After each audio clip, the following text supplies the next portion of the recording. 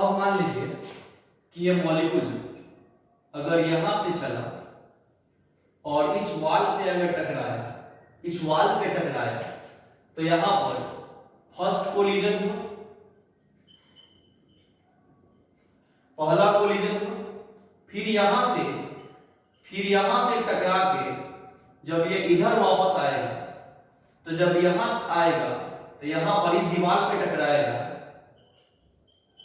तो इस दीवार पे जैसे ही टकराएगा तो यहां पर सेकेंड कोलिजन होगा, मतलब यहां पर फर्स्ट कोलिजन और यहां पे सेकेंड कोलिजन होगा, और ये दूरी को हमने क्या मान लिया, L मान लिया।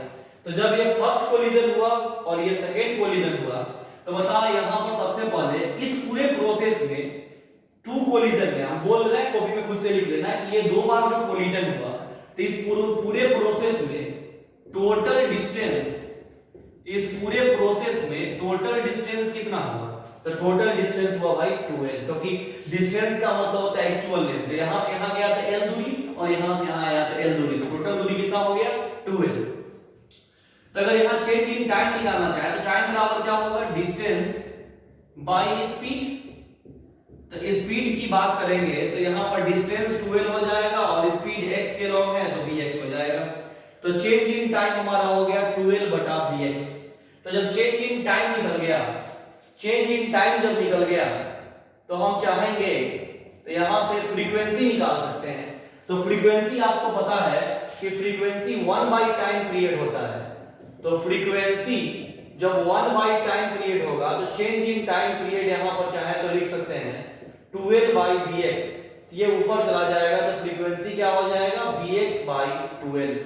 तो फ्रीक्वेंसी जब हमारा vx बाय 2L आ गया, फ्रीक्वेंसी जब हमारा vx बाय 2L आ गया, इसमें जब हमको डाउट नहीं था, तो हम इस बात को फिर आगे बढ़ाते हैं, आप गौर करिएगा कि फ्रीक्वेंसी जब इतना आ गया, अब यहां तक मेरे समझ से कहीं कोई डाउट नहीं है।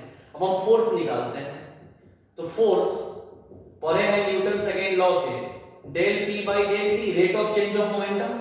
तो यहां पर आप गौर करोगे कि चेंज इन मोमेंटम मैग्नीट्यूड में जो हमने निकाला था वो निकाला 2mvx, और चेंज इन टाइम यहां पर क्या निकाला था हमने 2L बाय vx। गौर से देख लो कि चेंज इन टाइम इतना निकाला, यहां हमने पुट कर दिया, चेंज इन मोमेंटम मैग्नीट्यूड का हमने 2mvx निकाल रखा है। अब बताइए 2 से 2 कैंसिल हो जाएगा, vx ऊपर चला जाएगा, तो vx जैसे ही ऊपर जाएगा तो F इक्वल टू हो गया m v square x by l। तो F बराबर हो गया m v square x by l। इसमें मेरे समझ से तो कोई डाउट नहीं होना चाहिए। अब ये जो फोर्स निकला है वो केवल सिंगल पार्टिकल के लिए, सिंगल मॉलिक्यूलर पार्टिकल के लिए निकला है। अब n नंबर के लिए होगा, n नंबर ऑफ मॉलिक्यूल्स के लिए, n नंबर ऑफ मॉलिक्यूल्स,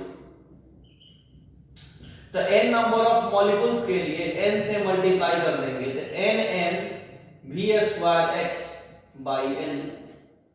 तो ये जो फोर्स निकला वो n नंबर ऑफ मॉलिक्यूल्स के लिए निकला, कैपिटल से मल्टीप्लाई कर दें तो n v square x by l। अब जब फोर्स निकल गया तो हम यहां से प्रेशर भी कैलकुलेट कर सकते हैं। टॉपिक पे आना है अपने, ये टॉपिक था कि आइडियल गैस का प्रेशर कैलकुलेट करना था, तो प्रेशर पे आना है अगर हम, तो प्रेशर हम लोग जानते हैं कि प्रेशर बराबर क्या होता है भाई, फोर्स बाय एरिया। प्रेशर बराबर क्या होता है, फोर्स बाय एरिया। तो फोर्स के जगह पर जैसे ही हम इस वैल्यू को पुट करेंगे तो क्या हो जाएगा, n v square x by l a। मतलब यहां प्रेशर बराबर क्या हो गया, n v square x by l a। मतलब ये हमारा प्रेशर निकल गया। अब आप गौर कर लो, a एरिया है, l लेंथ है, तो एरिया इनटू लेंथ करेंगे तो वॉल्यूम हो जाएगा। तो वॉल्यूम हो जाएगा तो प्रेशर इक्वल टू क्या हो गया, n v square x by volume. इसमें तो मेरे समझ से कोई डाउट नहीं होगा। अब मान लो कि जब ये वॉल्यूम हो गया, सबसे पहले यहां तक स्क्रीन को पॉज करके नोट कर लो, फिर आगे बात करते हैं।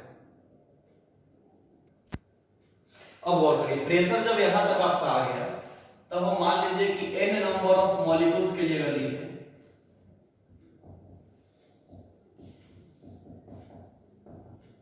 तो n नंबर ऑफ मॉलिक्यूल्स के लिए अगर लिखे तो ऐसे लिख सकते हैं, pressure equal to n m vx1 का स्क्वायर स्क्वायर Vx2 का square plus dash dash dash by volume. तो इसको चाहे तो ऐसा लिख सकते हैं nm v square x sine bar by volume. इसको बोल सकते हैं v स्क्वायर x और ऊपर जो साइन बार लगा है इसको बोल सकते हैं mean value of velocity of n number of molecules along x। गौर से देख लो भाई, इसको बोल सकते हैं mean value of velocity of n number of molecules along x। मतलब x के along n number of molecule के मीन वैल्यू यानी मीन वेलोसिटी को हम इतना बोलते हैं। x के along n number of molecules के मीन वेलोसिटी को ऐसे रिप्रेजेंट करते हैं। तो इसको ऐसे लिख सकते हैं। अब मान लो कि जब हमने इसको ऐसे लिख लिया, इसमें जब हमें कोई डाउट नहीं है, अब हम अपने पुराने वाले पैटर्न पे आते हैं जहां शुरू में हमने मैग्नीट्यूड ऑफ वेलोसिटी निकलवाया था। तो शुरू में हमने मैग्नीट्यूड ऑफ वेलोसिटी निकलवाया था, तो वहीं पर हमने बताया था कि रैंडम मोशन के कारण, मतलब एक कंटेनर है, कंटेनर के अंदर में ढेर सारे मॉलिक्यूल्स मूव कर रहे होंगे, तो वो मॉलिक्यूल्स अगर किसी भी डायरेक्शन में मूव करेंगे तो हर एक डायरेक्शन में मॉलिक्यूल का वेलोसिटी ऑलमोस्ट सेम होगा। तो जब हर एक डायरेक्शन में मॉलिक्यूल्स का वेलोसिटी ऑलमोस्ट सेम होगा तो vx vy और ये vz आपस में बराबर होगा।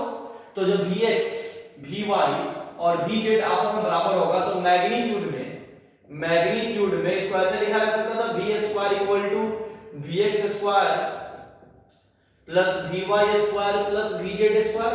यानी इसको मैग्नीट्यूड में अगर साइन बार के टर्म में लिखा जाए तो इसको ऐसे लिख सकते हैं v square equal to 3 vx square sign bar. अगर मीन वैल्यू के लिए बात करना है तो जब इसको ऐसा लिख सकते थे, तो यहाँ पर vx स्क्वायर को हम चाहेंगे तो v square sign bar by 3 लिख सकते हैं। तो vx स्क्वायर को v स्क्वायर बाई 3 जब लिख सकते हैं तो यहाँ पर जैसे ही पुट कर दें तो vx स्क्वायर के जगह पर यहाँ जैसे ही पुट कर देंगे तो प्रेशर बराबर क्या आ जाएगा nm बाई वॉल्यूम, ये भी वॉल्यूम है, और vx स्क्वायर के जगह पर क्या लिखेंगे v square sign bar by 3। तो यहाँ पर प्रेशर बराबर क्या आ जाएगा nm v square sign bar by 3v, जहां पर ये वॉल्यूम है। अब यहाँ हम आपको एक स्टेटमेंट बताते हैं, यहाँ एक बात बताते हैं, आप दिमाग में सेट रखोगे कि यहाँ पर पहले यहाँ तक आप नोट करो, VRMS के बारे में बताना है, रूट मीन के बारे में बताना है, लेकिन आपको बता दें कि सबसे पहले आप यहाँ तक पूरा अच्छे से नोट कर लो, स्क्रीन पॉज करके, फिर आगे वाले टॉपिक में चर्चा करते हैं। नोट करो पहले। अब देखो ये VRMS हुआ, केमिस्ट्री वाले सर आपको पढ़ाया होगा, रूट मीन स्क्वायर वेलोसिटी। तो VRMS जो होता है वो root under v square sign bar के बराबर होता है। यानी कि अगर आप रूट हटाओगे तो इधर स्क्वायर आ जाएगा, तो स्क्वायर आ जाएगा तो आप इसको ऐसे भी लिख सकते हैं कि प्रेशर क्या होगा, तो nm VRMS का स्क्वायर बाय 3v। ये आपका प्रेशर निकालने का फॉर्मूला, मतलब आइडियल गैस का प्रेशर आपका इतना होता है। अब बात होता है कि सर रूट मीन स्क्वायर क्या है, तो दिमाग में सेट कर लो कि स्क्वायर रूट ऑफ मीन, पहले एक पॉइंट बना के यहां तक पहले लिख लो, इसको यहां तक लिख करके एक पॉइंट बना के लिखोगे, या हम खुद से नोट बना के लिख देते हैं, यहां पर नोट बना करके लिख देते हैं कि स्क्वायर रूट ऑफ, पॉइंट बना कर लिख दे रहे हैं, बोल भी दे रहे हैं कि राइटिंग खराब है तो दिख जाएगा कि square root of mean of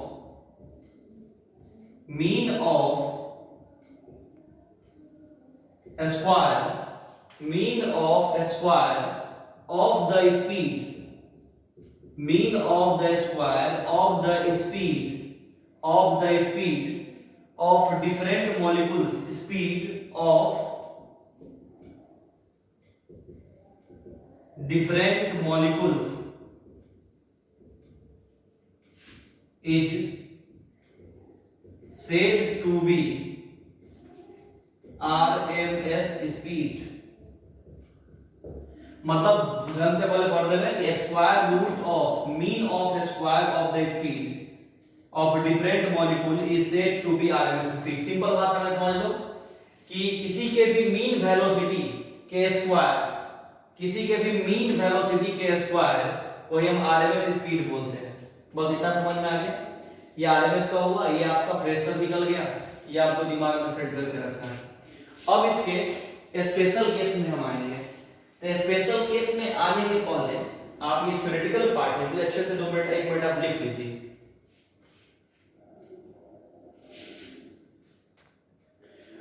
गौर करिए, प्रेशर आपका इतना निकल गया।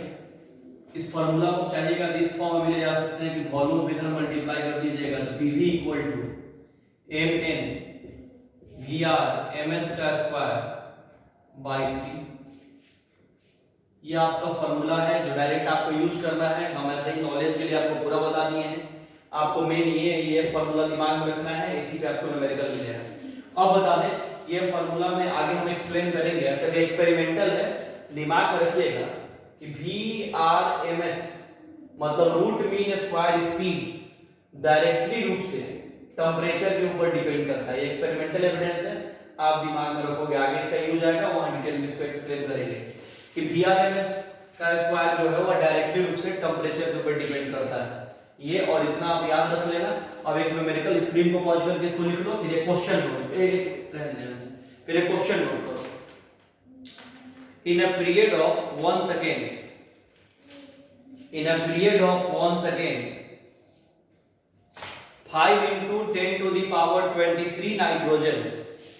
In a period of 1 second, 5 into 10 to the power 23 nitrogen molecules strike a wall. Molecules strike a wall with an area of 8 centimeter square. Assume that the molecules move with a speed of 300 meter per second,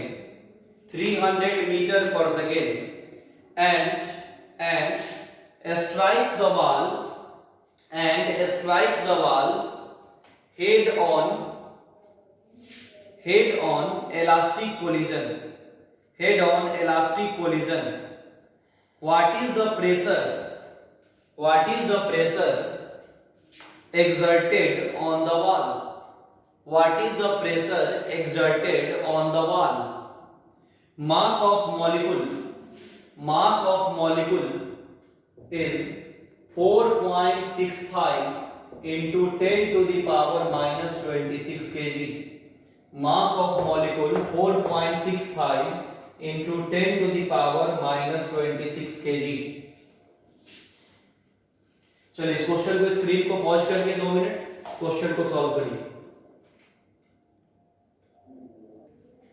गौर करिए question पे। Velocity 300 metre पर second दे दिया है, number of molecules इतना दे दिया है, मास उस molecules का इतना दे दिया है, एक मॉलिक्यूल का मास इतना है, नंबर ऑफ मॉलिक्यूल इतना है, और वेलोसिटी की बात करेंगे तो इस डायरेक्शन में जा रहा होगा तो 300 मीटर पर सेकंड, इधर गया होगा तो 300 मीटर पर सेकंड। तो चेंज इन वेलोसिटी सबसे पहले अगर लिखना चाहे तो टोटल चेंज इन वेलोसिटी हो जाएगा मैग्नीट्यूड में 600 मीटर पर सेकंड, मैग्नीट्यूड में 600 मीटर पर सेकंड हो जाएगा, तो फाइनल माइनस इनिशियल होगा तो -300 तो -600, तो मैग्नीट्यूड में +600 मीटर पर सेकंड। तो चेंज इन वेलोसिटी इतना हो गया, मास इतना हो गया, नंबर ऑफ मॉलिक्यूल इतना हो गया, तो पहले फोर्स निकाल लेंगे। तो फोर्स इक्वल टू पढ़े हैं nm del v by del t, और टाइम 1 सेकंड गिवन है तो n के जगह पर इतना रख लेंगे 5 into 10 to the power 23, मास के जगह पर रख देंगे 4.65 into 10 to the power minus 26, और डेल v के जगह पर 600 और डेल t के जगह पर 1, इतना पुट कर देंगे। और पुट करने के बाद इतना पुट कर देंगे, पुट करने के बाद फोर्स आएगा और जितना न्यूटन आना होगा फोर्स निकल जाएगा। फिर प्रेशर बराबर फोर्स बाय एरिया होता है, तो प्रेशर बराबर फोर्स बाय एरिया, तो फोर्स जो आपको यहां से निकलेगा उसको रख दीजिएगा और एरिया के जगह पर एरिया आपको गिवन था शायद 8 सेंटीमीटर स्क्वायर था एरिया 8 सेंटीमीटर स्क्वायर ही शायद था। हाँ एरिया 8 सेंटीमीटर स्क्वायर ही गिवन था। तो एरिया का वैल्यू 8 × 10⁻⁻4 मीटर स्क्वायर कर लीजिएगा और फोर्स जो आएगा यहाँ पुट करके सॉल्व करके प्रेशर जितना आना होगा उतना आपका प्रेशर निकल जाएगा। एकदम सिंपल सा क्वेश्चन था। हम उम्मीद है कि आप लोग बना लिए होंगे, फिर भी हम इसको सॉल्व कर दिए। नोट कर लीजिए। अब गौर करिए, मान लीजिए कि प्रेशर हमने भी निकाला है। प्रेशर क्या है 1/3 m/v Vrms का स्क्वायर, एक मॉलिक्यूल के लिए इतना है। अब मान लो कि यहाँ पे चाहे तो 1/3 मास वॉल्यूम के जगह पर चाहेंगे तो वॉल्यूम के जगह पर जैसे डेंसिटी बराबर मास बटा वॉल्यूम होता है, तो वॉल्यूम के जगह पर चाहेंगे तो मास बटा डेंसिटी लिख सकते हैं और Vrms का स्क्वायर, मास से मास कैंसिल हो जाएगा, डेंसिटी ऊपर चला जाएगा तो 1/3 रो Vrms का स्क्वायर। प्रेशर निकल गया। अब इसको Vrms के फॉर्म में अगर ले चले, एक अलग फॉर्म हम बता रहे हैं जिससे Vrms निकालने का, ये जो फॉर्म हमने स्टार्ट किए हैं इससे हम Vrms का आपको डिफरेंट फॉर्म्स बताते हैं जो भी आपको न्यूमेरिकल में यूज में आए। अब मान लीजिए कि यहाँ पे Vrms, अब मान लीजिए यहाँ पे बात करें Vrms, तो Vrms निकालना है तो क्या कर सकते हैं 3p/रो, स्क्वायर है तो स्क्वायर हटा देंगे तो रूट आ जाएगा, तो 3p/रो Vrms, ये Vrms का फॉर्म आ गया।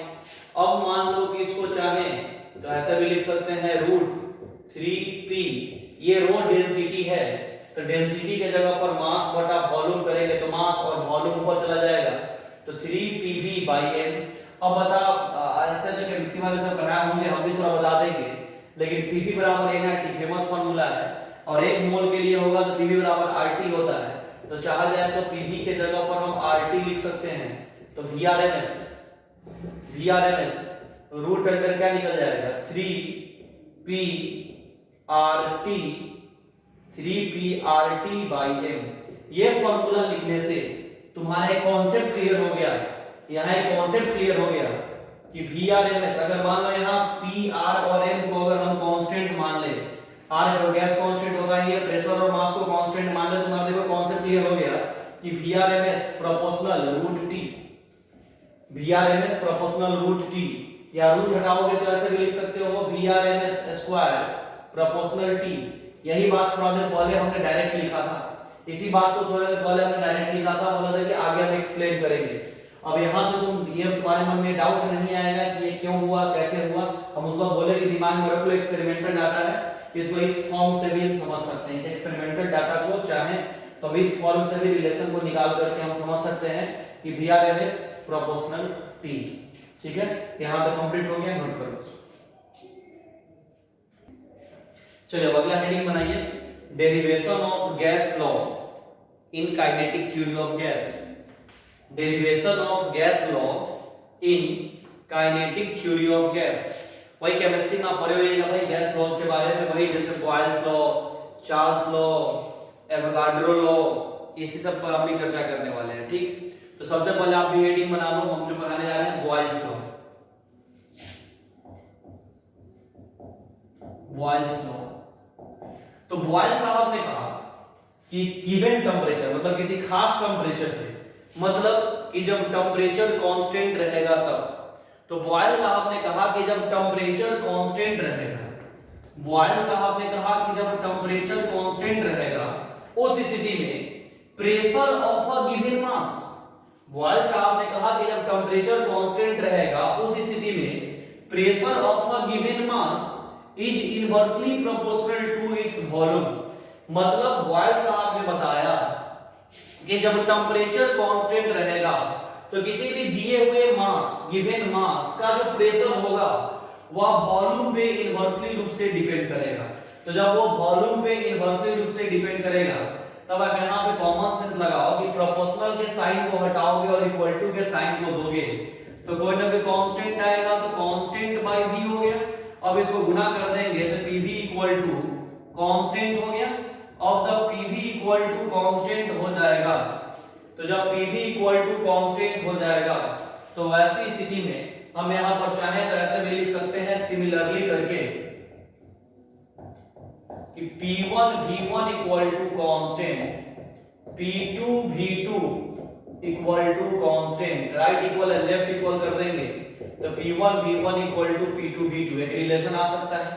अब इसी रिलेशन को चाहे तो प्रेशर और डेंसिटी के टर्म में भी लेके चल सकते हैं, लेके चलते हैं। जैसे देखो यहाँ पे प्रेशर और डेंसिटी के टर्म में चले तो कैसे ले चलते हैं, देखो प्रेशर बराबर अगर हम चाहें तो यहाँ पर कॉमन सेंस अप्लाई कर सकते हैं कि PV कांस्टेंट था तो यहाँ पर PV जब कांस्टेंट है तो इसको ऐसा भी लिख सकते हैं PV कांस्टेंट है तो P के जगह पर V के जगह पर वॉल्यूम के जगह पर चाहें तो वॉल्यूम के जगह पर हम क्या लिख सकते हैं, तो वॉल्यूम के जगह पर लिख सकते हैं मास बटा डेंसिटी, क्योंकि डेंसिटी बराबर मास बटा वॉल्यूम होता है तो मास बटा डेंसिटी लिख सकते हैं। और इसको भी कांस्टेंट बोल सकते हैं और मास तो गिवन मास है मतलब मास तो कांस्टेंट रहेगा ही, तो इस रिलेशन से चाहे तो वैसे भी लिख सकते हैं कि P बाई रो भी कांस्टेंट होगा। तो P बाई रो जब कांस्टेंट होगा तो इसको ऐसे भी लिख सकते हैं सिमिलरली P1 बाई रो 1 बराबर हो, P1 बाई रो 1 भी कांस्टेंट होगा, P2 बाई रो 2 भी कांस्टेंट होगा, तो इसका राइट इक्वल होगा लेफ्ट इक्वल कर देंगे तो P1 बाई रो 1 बराबर हो जाएगा P2 बाई रो 2 के। ये भी रिलेशन लिख सकते हैं। यहां तक मेरे समझ से बॉयल्स को अगर आसान टॉपिक है, इसमें तो आपको कोई डाउट नहीं होना चाहिए, पहले आप इसको नोट कर लीजिए।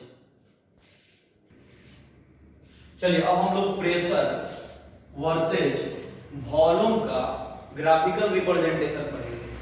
तो प्रेशर वर्सेज वॉल्यूम का जब हम ग्राफिकल रिप्रेजेंटेशन पढ़ेंगे तो आपने यहां पर देखा है कि प्रेशर और वॉल्यूम में रिलेशन कैसा है, इन्वर्सली का। तो इन्वर्सली का ग्राफ ऐसा ही बनेगा। इन्वर्सली का ग्राफ आपको पहले से ध्यान में होगा कि ये ग्राफ ऐसा बनेगा कुछ, जो हाइपरबोलिक ग्राफ होगा। और ढंग से बना दीजिए इसको, मतलब ये हाइपरबोलिक ग्राफ होगा कि प्रेशर अगर घट रहा है तो वॉल्यूम बढ़ रहा है और वॉल्यूम घट रहा है तो प्रेशर बढ़ रहा है। कब? जब यहाँ टेंपरेचर को क्या माना गया होगा, कांस्टेंट। तो ये पीवी ग्राफ हुआ। अब मान लो कि इसी ग्राफ को ऐसे बना दे P बाई V कर दे, तो P by V versus volume का ग्राफ अगर बनाए तो सिंपल एक स्ट्रेट लाइन होगा और दिखाया जाएगा कि टेंपरेचर क्या है, कांस्टेंट है। ये सब एकदम बेसिक्स बात है, जो केमिस्ट्री में भी तुरंत पढ़ेगा, एकदम आसान बात सब है। ये सब में तो मेरे समझ से तुमको कोई डाउट नहीं होना चाहिए। इसका ग्राफिकल रिप्रेजेंटेशन भी नोट कर लो बॉयल्स लॉ का।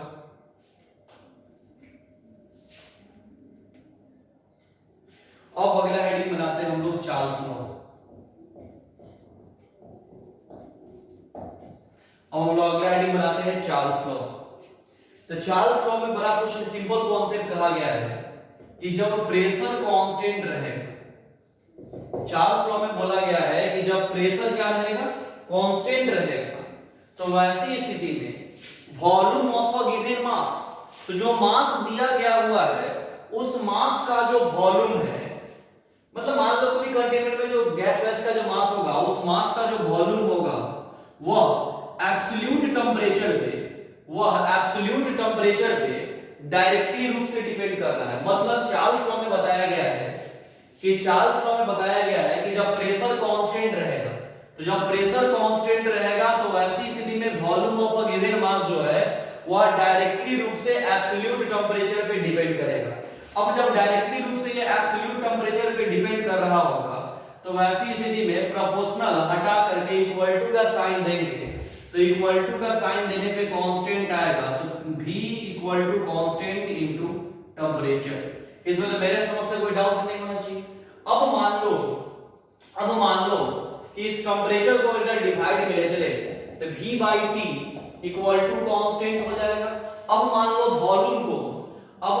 वॉल्यूम को डेंसिटी वगैरह के टर्म में अगर ले जाया जाए तो कैसे लिख सकते हैं, तो सिंपल कॉन्सेप्ट लगा लो कि जैसे डेंसिटी बराबर मास बटा वॉल्यूम होता है, तो वॉल्यूम बराबर डेंसिटी बटा मास हो जाएगा।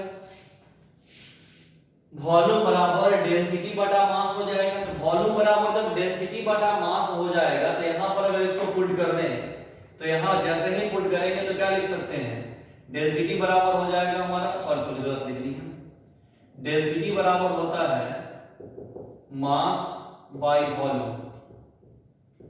तो वॉल्यूम की जगह पर मास बटा डेंसिटी हो जाएगा, तो यहां पुट कर देंगे तो m by rho T, m volume की जगह पुट कर देंगे तो m by rho T equal to constant हो जाएगा।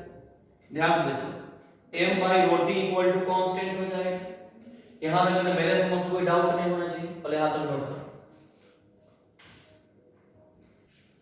और मान लीजिए कि वॉल्यूम बटा temperature equal to m by rho T था। कैसे, मतलब v की जगह पर मास बटा डेंसिटी कर दिए, ठीक है।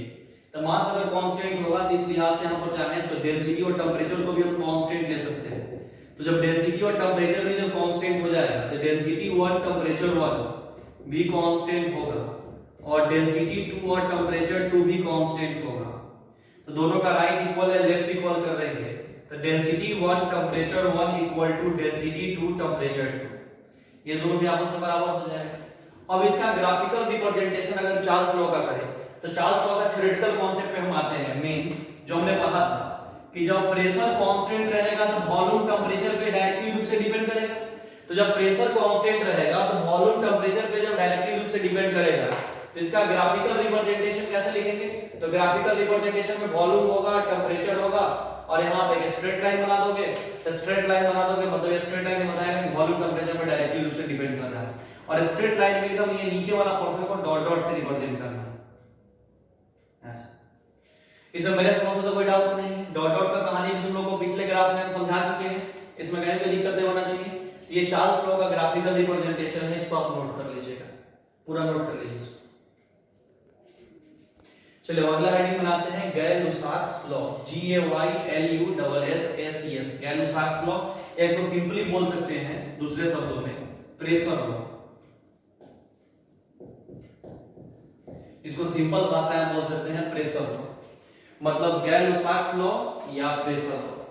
अब बात करते हैं क्या कि गैय-लुसाक्स लॉ या प्रेशर लॉ की बात करें तो सबसे पहले बता दें कि आप दिमाग में रखोगे कि इस लॉ में बताया गया है कि जब वॉल्यूम कांस्टेंट रहेगा, बताया गया है कि जब वॉल्यूम कांस्टेंट रहेगा तो प्रेशर टेंपरेचर पे डायरेक्टली रूप से डिपेंड करेगा।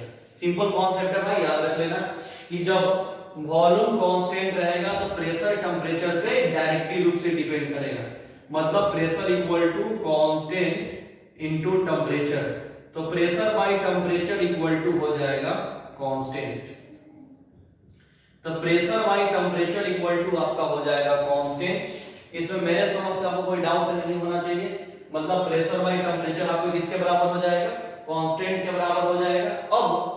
अब यहां पर अगर ग्राफिकल रिप्रेजेंटेशन की बात करेंगे तो हम पहले ही देख चुके कि वॉल्यूम कांस्टेंट है तो प्रेशर टेंपरेचर पे डायरेक्टली रूप से डिपेंड कर रहा है। तो यहां पर ग्राफिकल रिप्रेजेंटेशन में हम एक प्रेशर ले लेंगे और एक तरफ टेंपरेचर ले लेंगे।